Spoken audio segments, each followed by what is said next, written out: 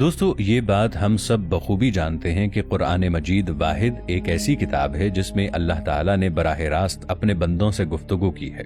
दोस्तों, अल्लाह ताला ने फरमाया कि यही कुरान मजीद अगर पहाड़ों पर नाजिल किया जाता तो वो इसका बोझ बर्दाश्त न कर सकते और यकीनन पहाड़ रेजा रेजा हो जाते।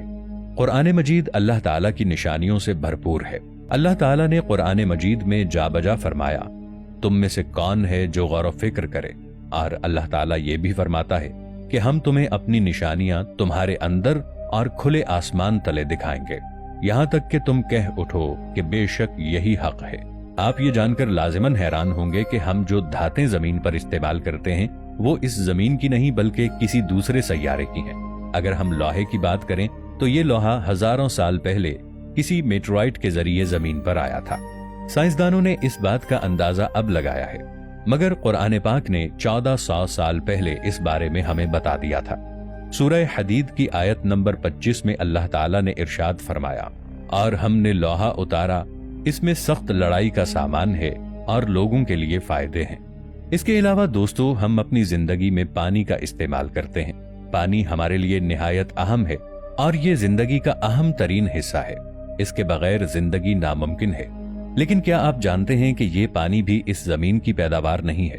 साइंसदानों ने जदीद तहकीक करके इस बात का अंदाजा लगाया कि ये पानी इस सैयारे की पैदावार नहीं, बल्कि कुरान मजीद ने ये बात 1400 साल पहले बता दी थी। जैसा कि कुरान मजीद में अल्लाह ताला का इरशाद है, और हमने आसमान से एक अंदाजे के मुताबिक पानी उतारा और फिर इसे जमीन पर ठहराया, और बेशक हम इसे ले जाने पर कादिर हैं। सूरतुल मोमिनून आयत नंबर 118। जैसा कि आप जानते हैं कि इंसान की उंगलियों के फिंगरप्रिंट्स इंसानी जिस्म का सबसे ज्यादा पेचीदा और मुनफरिद हिस्सा है। किसी भी एक इंसान के फिंगरप्रिंट्स किसी दूसरे इंसान के फिंगरप्रिंट्स के साथ मैच नहीं कर सकते, और यही फिंगरप्रिंट्स इंसान की शनाख्त का जरिया है। जदीद साइंस ने कुछ ही अरसा पहले इस बात का अंदाजा लगाया और ये दरियाफ्त किया कि कोई भी इंसान फिंगरप्रिंट्स के जरिए बाआसानी किसी की शनाख्त कर सकता है, मगर अल्लाह ताला ने इस बात को कुरान मजीद में 1400 साल पहले वजाहत के साथ बता दिया था। सूरतुल क़ियामा आयत नंबर 4 में इरशाद बारी ताला है, जिसका मफहूम कुछ यूं है कि क्यों नहीं हम इस बात पर कादिर हैं कि हम इंसान की उंगलियों की पोरों तक को ठीक कर दें। दोस्तों, जब एक मादा मकड़ी बच्चे देती है तो वो नर मकड़ी को मार देती है। ये पूरा खानदान ही इसी बुनियाद पर चलता है, यानी कि दुनिया में सबसे झगड़ालू किस्म का और कमजोर घर मकड़ी का होता है।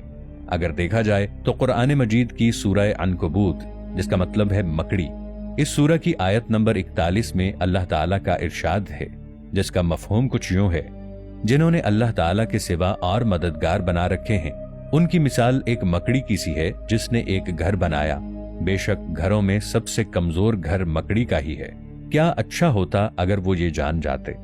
साइंसदानों को अरसाए दराज से इसी एक बात का इल्म था कि मकड़ी का घर बनाने में सिर्फ नर मकड़ी का हाथ होता है, मगर साइंसदानों ने ये बात साबित की कि मकड़ी का घर सिर्फ मादा मकड़ी ही बनाती है। और दिलचस्प बात यह है कि जहां घर बनाने का जिक्र हुआ है वहां पर मादा मकड़ी का नाम लिया गया है। साइंस इस बात को तस्लीम कर चुकी है कि सबसे कमजोर घर मकड़ी का है। अगर हम खला की बात करें, 2011 में नासा ने एक ऐसा सैयारा दरियाफ्त किया जो 2 सितारों को ऑर्बिट करता है।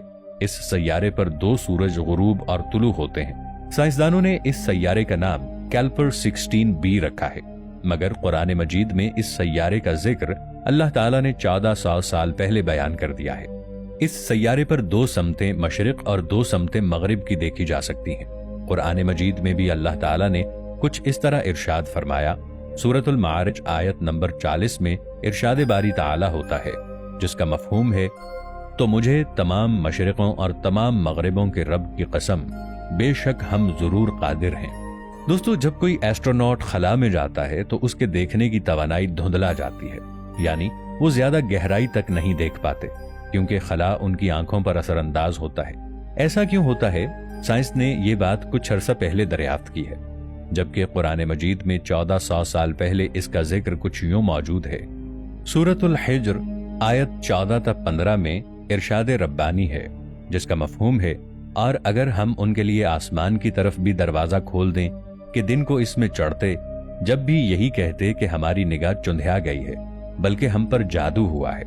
1400 साल पहले खला में इंसान की आंखों के चुंधिया जाने के बारे में सिर्फ वही बता सकता है जिसने ये कायनात तख्लीक की हो, जो कायनात के राजों को जानता हो। दोस्तों, जैसा कि हम सब जानते हैं कि सूरज जो हमारे निजाम शमसी के कशिश सैकल का मरकज है और हमारी जमीन पर तवानाई का सबसे बड़ा जरिया है, हम इसके बारे में हैरान कुन हकायक आपके सामने रखते हैं। सूरज में 92% हाइड्रोजन और 8% हीलियम पाई जाती है। अगर हम इस जदोल को देखें तो इसमें हाइड्रोजन का निशान है और अरबी में इसको हा कहा जाता है। दोस्तों, अब हम कुरान पाक की तरफ चलते हैं। कुरान पाक में एक मुकम्मल सूरत सूरह शम्स है और हम सब जानते हैं कि शम्स का मतलब सूरज होता है। इस सूरत की कुल आयत 15 है और इस सूरत की हर आयत का इख्तिताम हा पर ही होता है। कुरान पाक में ये सूरत 91 नंबर पर है। जदीद साइंस इस बात को तस्लीम करती है कि इस दुनिया के वजूद में आने के 91 मिलियन साल के बाद सूरज वजूद में आया था। अगर हम सूरज और जमीन के दरमियान कम तरीन फासिला देखें तो वो भी 4.91 मिलियन माइल्स ही बनता है। दोस्तों, कुरान पाक की ये अददी तरतीब आपको और हैरान और परेशान कर देगी कि जमीन और सूरज का औसतन फासिला 15 करोड़ किलोमीटर है। अगर हम सूरह शम्स की कुल आयात पर गौर करें तो वो भी 15 ही हैं। और मजीद हैरानी की बात यह है कि सूरज का बुनियादी दर्जा हरारत भी 15 मिलियन सेल्सियस ही है। साइंसदान आज इस बात को दरियाफ्त कर रहे हैं कि मरने के बाद इंसान की हड्डियां पत्थर या लोहे में तब्दील हो सकती हैं, मगर कुरान पाक में इसी बात का तज़किरा कुछ इस तरह मौजूद है। सूरह बनी इसराइल आयत नंबर 49 और 50 में अल्लाह ताला का इरशाद है, जिसका मफहूम है, और उन्होंने कहा, क्या जब हम हड्डियां और रेजा रेजा हो जाएंगे तो वाकई हमें नए सिरे से पैदा करके उठाया जाएगा? तुम फरमाओगे पत्थर बन जाओ या लोहा। क्या आप जानते हैं कि खलाबाज जब खला में जाते हैं तो ऑक्सीजन का लेवल कम होने की वजह से उनका सीना टाइट हो जाता है और उन्हें सांस लेने में काफी मुश्किलात का सामना करना पड़ता है। उन्हें ऐसा लगता है जैसे उनका सीना किसी ने जकड़ लिया हो। ये हकीकत भी साइंसदानों ने आज दरियाफ्त की है, जबकि कुरान पाक में इसका 1400 साल पहले जिक्र है।